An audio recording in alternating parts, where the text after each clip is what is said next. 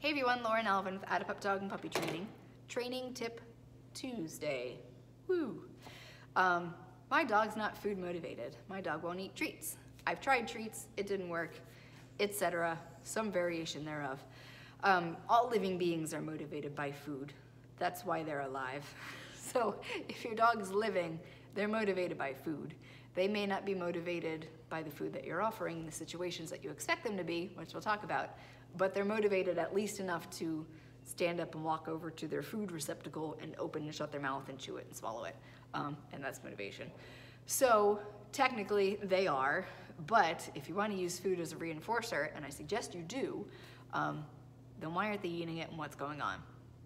Question 1, what food are you actually using? Is it kibble?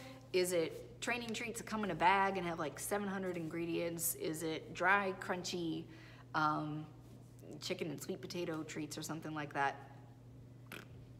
I wouldn't work for that either. I like Good and Plenty's, but I'm not gonna work hard for them. If you wave some pizza in front of my face, I'll work a little harder, or $1 million check, I'll work really hard. It's the same with dogs. They have their own pay scale, and I've got a video on that. So if you expect them to perform at a certain level of competency with something they already know, then you gotta pay them what it's worth. So it's not that they're not food motivated, it's that they're not motivated by dumb stuff they don't want to eat anyway, by what you think constitutes a reward. So there's that. Question 2, are they okay? Did you talk to your vet? Because if they're really not eating, like if they don't eat their food, that's not my wheelhouse. Try mixing it with something your vet says is okay, make it a little more interesting, but there are some dogs who have gut issues who really just like, filet mignon, no, it's okay. And you gotta get them checked out. All right, so question 3, I guess. That was like 1.5. Question 2, are they getting meals or are they free fed? If your dog has food out all the time, then that's just kind of like having a big bowl of money in the house that everyone just takes $100 bills out of whenever they want. Why is anyone in that house gonna go get a job? Because reinforcers are just there all the time. You don't need to do anything for it. It's not that valuable. And I'm not saying you should make it scarce. You're not gonna starve your dog, obviously. But if food is a means to enrichment, then it's more valuable because it has the conditioned association of being good about it, but it's a game. If you just throw all of these primary reinforcers in a bowl and let your dog suck it up in 30 seconds, then that's a whole lot of primary reinforcers that could be used for enrichment or training. So don't waste it like that. Unless your vet says that they need to be fed, have food available all the time, do meals.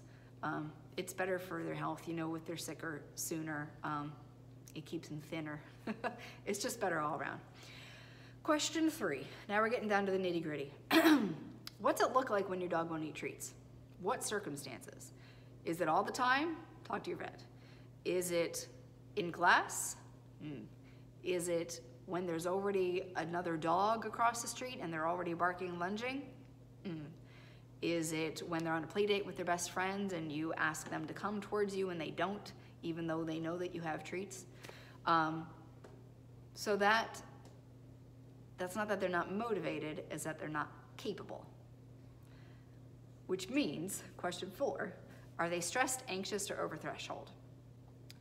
So I am capable physically of standing on my head, but I'm not gonna do it for a Good and Plenty.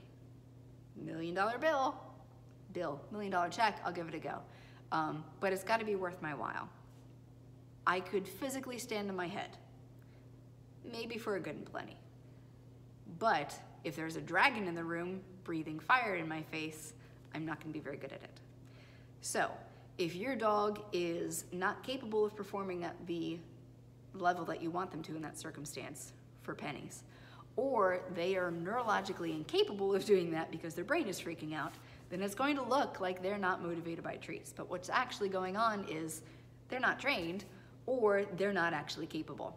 If a dog is stressed or anxious or over threshold, aroused, excited, anything like that, their reptile brain is too loud and it's sending off alarms, freak out time, and that shuts down all interest in food. If you've ever felt anxious or been put in a creepy situation and you feel your stomach go, that's what that is. That's your body going, don't need this. All we need is, you know, super accurate vision and sweaty palms and freaking out and all that sort of stuff. It shuts down all their interest in food. So if your dog, it can be a canary in the coal mine. If your dog sees another dog, let's say that's their trigger, and they kind of go at it, and you put a treat in front of their face and they go, oh, okay, all right, then you know you caught them.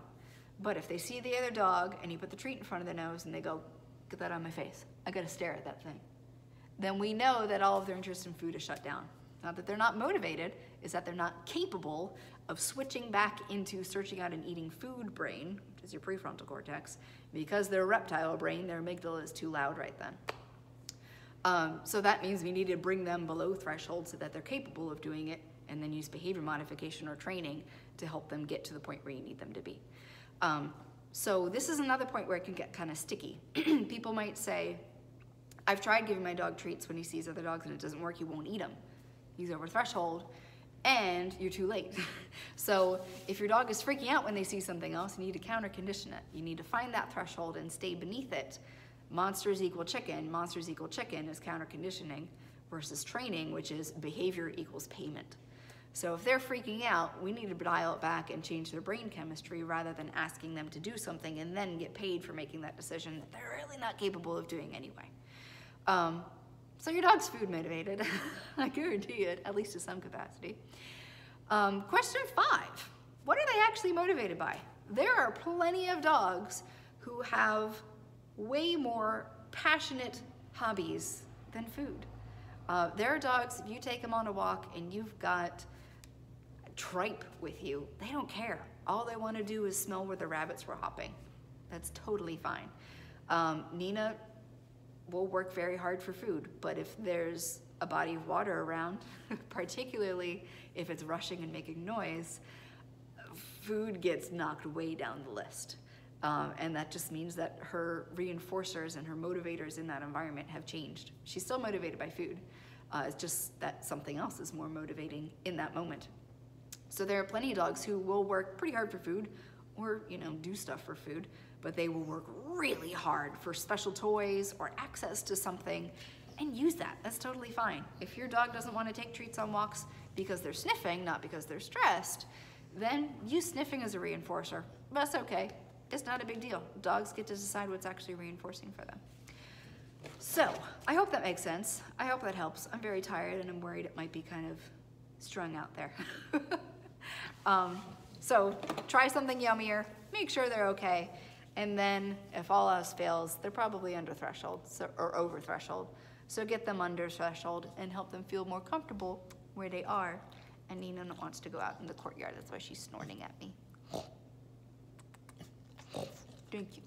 Santa Paws pictures are this Saturday, December 8th. We've got 2 spots left, nab them. We do it by appointment, so it's safe for fearful or reactive dogs. We have it choreographed.